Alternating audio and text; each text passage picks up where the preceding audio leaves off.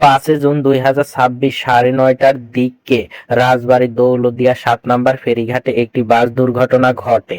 কুষ্টিয়া থেকে ছেড়ে আসা ঢাকা অভিমুখে এসবি সুপার ডিলাক্স পরিবহনের একটি বাস হঠাৎ করে নিয়ন্ত্রণ হারিয়ে নদীতে পড়ে যায়। এই দুর্ঘটনায় কোনো হতাহতের খবর পাওয়া যায়নি এবং চালক ও তার সহকারীকে হাসপাতালে ভর্তি করা হয়েছে বলে জানা গেছে।